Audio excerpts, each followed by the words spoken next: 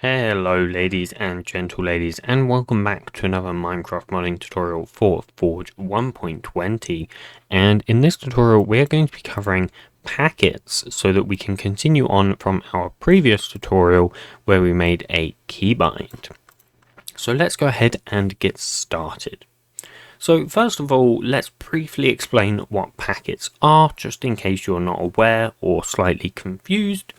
Packets effectively are chunks of data that you can send between the server and the client. And you can do that either way round. So you can do server to client or client to server. And in this tutorial, I will show you how to do both, but we're going to do specifically a client to server packet. In a future tutorial, we are going to be covering specifically server to client packets where that may be necessary. For example, in our fluid tutorial, we are going to need to send a packet from the server block entity to the client screen that will contain the information about the fluid that we want to render. So we will be using other packets then, but this tutorial is more of just a setup tutorial and just a brief overview of how it all works, and we'll just get a basic packet working. So let's get started. Let's come into our main package here and let's create a new package, and I like to call this network. And inside of here I'm going to create a new class and I'm going to call this a packet handler. So first of all, we're going to want a simple channel, and effectively what this will be is the channel that our packets are sent through, so it's identifiable by any basic means. So what we're going to do is we'll say public static final, and this will just be a simple channel, and we are going to call this instance, and that is going to be equal to channel builder dot named. And in here we need to supply a resource location that will be used to name our simple channel. So we're just going to do a new resource location. We're going to pass in tutorialmod.modID, and we're just going to call this the main channel. So yes, if you're wondering, you can have multiple different channels. Now, when would you want to have multiple different channels? That's a good question. I have personally never found a need for having multiple channels. However, maybe you will find a need. I think it's generally so that your channel does not get maybe overflowed. Maybe if you wanted to send loads of packets, think something like a voice mod maybe, where you'll be sending voice data over to the server constantly. That may block up your channel, so you may want multiple channels to be able to handle other packets as well. But for the majority of the time you're only going to have one channel, and generally the convention is to just call this the main channel. Then what we're going to do is set some information for this channel. So the first thing we're going to set is the server accepted versions. Now effectively what this is used to do is to say whether or not this channel will be accepted on the server. So you'll see that we can take in a status and a version here, and what we need to return is a boolean for whether we are going to accept this status and version. Now you can handle this however you want. For the majority of time you're just going to want to give true though, since we just want to accept it anyways. Then we're going to do the exact same thing with the client, so that's once again going to work exactly the same. And then finally, we're going to provide the network protocol version, which is effectively the version we're going to use for this channel. And generally, you're just going to want to put one in there. And then finally, we're going to just type dot simple channel, which will create that channel. So there are some other things you can put on this channel as well. Unfortunately, I don't know how these kind of things work. So you can figure those out if you want. You'll see there's stuff like optional server and optional client. So something like that. You'll see it actually does the server accepted versions and client accepted versions for you.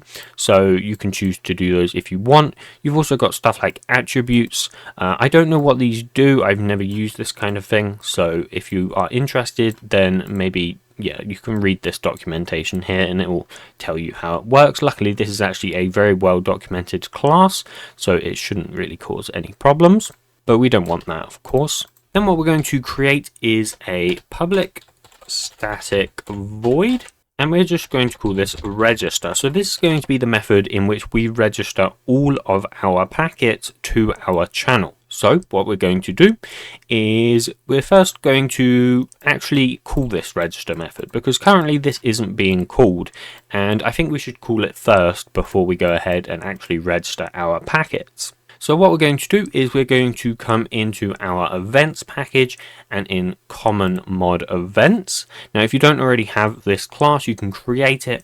All you need is this annotation up here, and then what we're going to create now. And you don't need any of this stuff, of course, because that's specific to these specific tutorials. So we're going to want an @subscribe event.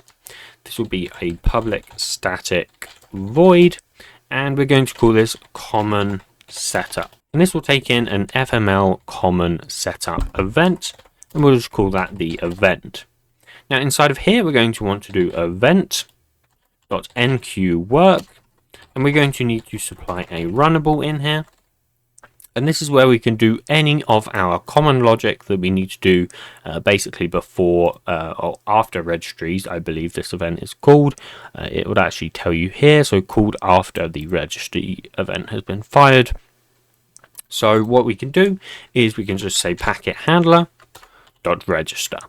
And that will go ahead and register that for us. And it will tell us, obviously, that we can replace this with a method reference. That will be fixed in the future when we do anything else inside of here. But for now, we can just leave that alone and ignore that warning. And we can actually get into our register method. But before we do that, I'm going to create a couple utility methods inside of here that will allow us to send our packets a lot easier.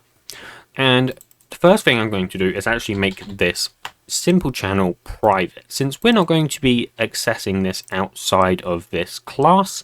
If you do, however, want to, then of course you can make it public. There's no harm, but we're not going to be doing that, so I'm not going to worry about doing that. And instead, we're going to create the methods that we're going to use so that we don't have to access this outside of this class. So the first one we're going to be using in this tutorial, which will be send to server. So we're going to want a public static void send to server, and we're going to give it that an object, which will be the message or the packet. And then all we're going to say is instance.send. We're going to pass in that message, and then we're going to pass in the target that this should take in. So for the target, we use packet distributor dot, and then you'll see there is a bunch of different targets that we can use in here. So you'll see we have the server target, we have all, we have dimension, we have near, we have nm list, I'm not sure what that one is. We have the player, we have a tracking chunk, a tracking entity, and a tracking entity and self. So most of these should be fairly self-explanatory, and in this tutorial we're only going to be covering the server and the all. However, you can kind of go through these ones if you want. Now all we need to do is say .server, and then we say no arg. However, if we were, for example, doing something like player, so if we wanted to send a packet from the server to a specific player, we might say with, and then we can supply a server player inside of here. So maybe we had something like public static void send to player. We're going to pass in a message, right? So object message, and then we're going to say server player, and you can say instance.send. You can pass in that message, and then you can say the packet distributor.player, and you can say with that player. And what that'll do is allow you to send a message directly to that player. But anyways, we're going to be using packet distributor.server, and we're going to provide no arguments with that. I am actually going to keep this send to player message, or method, I should say. I don't think we're going to be using it anytime soon, but it's nice to have it anyways, I suppose. And then finally, we're going to create the server to clients method. So we'll go public static void. Actually, we are going to be using this send to player message method. God damn it, I keep calling it a message. We are going to be using this method for the Fluid tutorial, I believe. So that is one thing to note. So we'll say send to all clients. And what we can pass in is obviously the message. And then we can just say instance.send message packet distributor.all.noarg, and that will handle that for us. Let's first go ahead and actually register a packet, and then we'll continue from there. So what we're going to do is we're going to do instance.messageBuilder, and then we need to provide a packet class. So the packet class we're going to be using is going to be basically just the name of your packet. So how you call your packet is completely up to you. I generally like to have a convention of saying if it's client to server, then the packet will be prefixed with S, and if it is server to client, then it will be prefixed with C, and that just kind of indicates where that packet is going to, right? If it's a, for example, C open screen packet, then you know that's going to the client because it starts with a C. If it's something like S sync data or whatever, then it's going to be going to the server because it begins with an S. That's how I like to do it. You can also do something like just like C2S, right? C2S. You could do something like that. So like C2S data packet. That would be fine. The benefit of doing something like that is that you could also do something like C2C, right? So you could do client to client. Generally, I don't think you can actually do this because you need a server player, but I guess theoretically, maybe you could have some kind of system that handled going to the server and then back to a different client. But we're not going to worry about that anyways. We're just going to do my kind of convention. How you choose to do it is obviously up to you. So I'm going to create an S packet because we're going to be sending from the client. So let's just go into our handler real quick so we can see what we actually want to do here. And we want to spawn an entity, right, when our key is pressed. What shall we call this? Okay, well, we can call this something like S spawn entity packet. Now you got to be careful with packets because you can end up with some really long class names. For example, an actual ideal name for this packet would be something like S spawn entity from key pressed packet, right? But that's obviously a really long name. So kind of sometimes you've got to be a little bit vague just to, you know, keep it a little bit short. But you could say something like S key press spawn entity packet. It's a bit long, but it is descriptive, and I think that's the easiest way to describe what we're trying to do. So that's what I'm going to use. And then we're going to need to provide a network direction. So network direction, and you'll see that there is login to client, there is login to server, there is play to client and play to server. Now we're only going to be using these two play ones. These login ones are for when you are actually logging into the Minecraft servers, so you don't ever want to really be touching those. But we're going to use play to client and play to server. So play to client is just server to client, and play to server is client to server. So we're going to be using play to server since we're sending from the client to the server. Then we need to provide the encoder, and what this will do is it will encode our packet into a friendly byte buffer. We'll talk more about that in a second, but for now we're just going to be using this class right here, encode. And you'll see what I mean by all of this in a second, so don't worry if you're getting confused by any of that. Then we have the decoder, of course, which will be our packet, new. And then finally we have a consumer, so we're going to have a consumer main thread, and this will be our packet, handle. And then finally we're just going to call .add. So let's create this packet class, let's create these methods, and then let's see where we go from there. So I'm going to create a new class, and this is obviously the S key press spawn entity packet. Now, one thing you may first want to do is figure out what position you are at, or what position you want to spawn your entity at. So actually, this is maybe not a great example for a packet, since we're not going to be sending over any data in this packet. So for example, here we're just going to be spawning an entity at the player's position, but I will show you how we can actually encode and decode stuff anyways. So let's pretend that we're going to need to send over a position to keep it simple. So we'll say a private final block pos, and we'll call this the position. So any data that you put as fields up here is what we're going to be encoding and decoding. So you could have anything, right? As long as you can convert it to bytes. So you could have, for example, a private final string, which may be like a player name. You could have a private final int, which could be like volume. I don't know. You could pass any data here basically that you want to. But we're going to pretend we have a block position to start with. Then what we're going to do is we're going to create the basic constructor that will take that in. So we'll say here, and we're just going to take in a block pos position, and we're just going to say this dot position is equal position. Nice and simple. Now next we're going to want to create the encode method. So we'll go public void encode, and we're going to take in a friendly byte buff, which will be the buffer. So you can think of encoding as just writing to the buffer. So we'll be able to write this block position to the buffer. So all we can do is say buffer.write block pos, and we're going to pass in this dot position. And you can imagine if you had something like a volume, right? So int volume, and it is important that you make these final. So private final int volume. Then you would also take that in the constructor. So int volume. And then we would set the volume like that.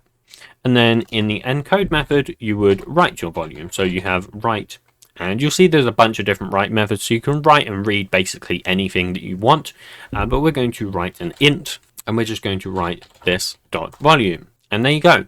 Now, one other important thing to note about packets is you want to try and send over as least data as possible. So something like a volume, this is only ever going to be between maybe 0 and 100, right? So it would be better to use a byte volume, because obviously you want to send over as least data over the network as you can. So by sending over bytes, we're sending over much less data. We're basically sending 32 times less data over the network. It's just much less data if we're just sending over a byte. We know that this is never going to exceed 100. Basically, bytes obviously are only between negative, 127 and positive 128. So we're not going to be exceeding that, and so we're not going to have any problems there. So that's just a minor thing, or actually quite an important thing that you should always think about when doing packets. Now let's also create our decode method. So if you remember from here, we just said that it's going to be the constructor. So basically that's just an overload constructor we're going to create here. And we're just going to call this. So basically we're going to call this constructor right here. And we're going to start with buffer.read block pos. And then we're also going to do buffer.read byte. Now, one super important thing to note here is that it's very important that you read and write in the exact same order. So you see that we're writing a block position, then we're writing a byte, we're reading a block position, and then we're reading a byte. It's very important that you read and write in the exact same order, otherwise you can have mismatches and there'll be loads of exceptions thrown, and yeah, it causes a bunch of issues. You'll find that generally in the dev environment it would work, which is often why people don't know this is a thing, but in production, or when you actually build into a jar basically, you'll find that it might not work. So it's super important that you do read and write those in the exact same order. Now finally we have the handle method, and you see this takes in a custom payload event.context. So what this context contains is it contains some information about this packet.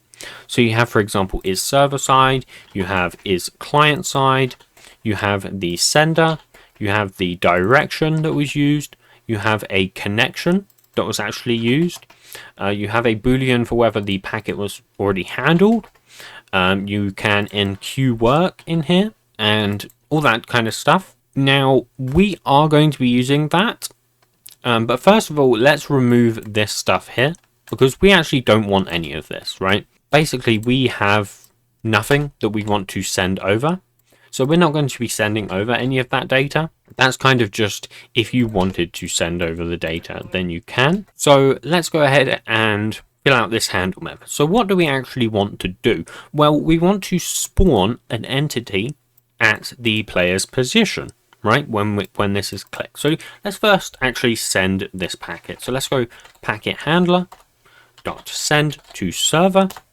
and we're going to send a new s key press spawn entity packet. And you see that actually is going to complain because we're also going to want a empty constructor because we have no data to pass through. But if you did have, for example, that block position and the byte volume, then you would need to go ahead and pass that in here. So you'd need to pass in your block position and your volume, but we're not going to do that because obviously we don't have that constructor. We're just going to have an empty constructor that will be used for that. Okay, and in handle, we're just going to spawn an entity, right? So first of all, let's get the player. So we're going to do server player is going to be equal to context dot get sender. Now we can do this because we are on the server, right? This is a client to server packet. So this is received on the server. That means that when we get this sender, that will be a server player. So we can actually use this. However, if we were on the client, we cannot get the player this way. If we were on the client, we have to do local player is equal Minecraft.getInstance.player. And that's what we have to do if we're on the client. But we know for a fact that we are on the server. So we can do is equal context.getSender. I guess if you wanted to confirm that, you could just say if context.is server side, right? So that you know your server side then. And maybe if you say else, then you could say context.set packet handled. Maybe you could say false. And that would say that your packet is not handled because this is a server context or this is a client context when we're expecting a server context.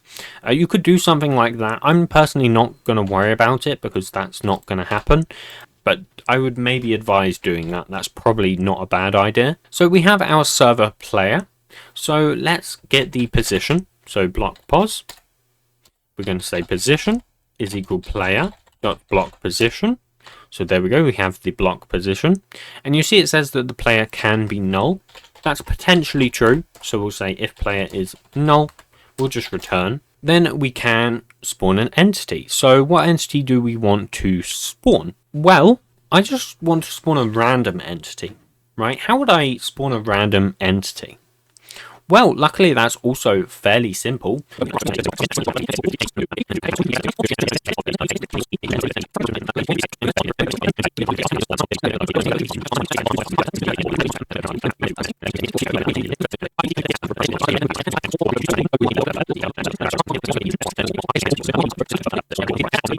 And that's basically everything, really. So theoretically, when our key is pressed, it should send a packet to the server. What that packet will do is it will grab our player. It will check if our player exists. If it doesn't, it will just quit, right? It won't bother continuing with the packet. Then we'll get the level. Then we'll get the position. Then we will grab the list of entity types. We will stream through them. We will filter out ones that are not of a type entity, living entity. We'll convert that into a list. Then we'll grab a random entity type from that list, right? So we'll grab a random entry, get the entity type. Then we're just going to spawn that entity type in the level at this position, saying that we summoned it. So let's go ahead and try this. So we've sent the packet there. So that's all handled. This is all fine, hopefully. Let's just fix our imports. Let's go ahead and run. hopefully everything should work. So I'll see you inside of the game. Alright, so here we are in the game, and unfortunately the living entity stuff didn't work, which shouldn't have been surprising to me really, but I tried it and it just didn't work. Apparently the base class is always just entity, which doesn't really make sense, but yeah, that doesn't work. If you want to do that, there's other ways of doing it anyways, so it's not really a big deal. But regardless, let's go ahead and press our key. So we need to press the V key. You'll see we still get our client message, and you see that it spawned a skeleton horse. There you go, it spawns an end crystal. This time it spawned nothing, which means it could have been like a particle, it could be something like that. Got a fireball. That's pretty cool. And you see it just basically spawns everything, right? Every entity you can imagine. And yeah, there you go. It's chaos, basically, is what we're saying. Anyways, I hope you found this tutorial useful, and if you did, please do be sure to give it a like and subscribe. And if you really found it useful, then it would be very nice if you join my Patreon. The link is in the description. And if you have any problems, then my Discord server is also linked in the description, so you can check that out. And yeah, I will see you in the next tutorial, which should be on fluid handling for our block entity, so that we can finally put these packets to some use, sending from the server to the client instead. So I will see you guys then. Goodbye.